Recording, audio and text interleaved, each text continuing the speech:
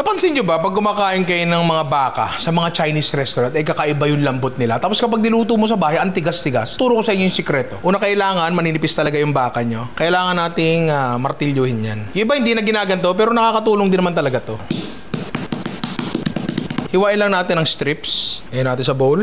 Baking soda, ito talaga yung nagpapalambot sa kanya. Toyo, paminta, nor oyster sauce, konting asukal, Chinese cooking wine. Tapos lamutakin lang natin. Pag nilalamutak nyo, mapapansin nyo na lumalagkit yan. Yun na nga, gumagana na nga yung baking soda. Cornstarch o kaya potato starch, na sobrang tuyo niya, pwede mong dagdagan pa ng tubig. Ang magagawa niyan, pare, mas magiging juicy yung baka natin. Tapos, kapag ginisa mo yan, dikit-dikit yan. So, kailangan natin paghiwa-hiwalayin. Sesame oil, pare. Tapos, syempre, may lasa din yan. Rep nyo lang yan, or 30 minutes, ang oras, pwede na yan, pare, gigisa na lang yan. Ito na yung beef natin. Lagyan ng mantika.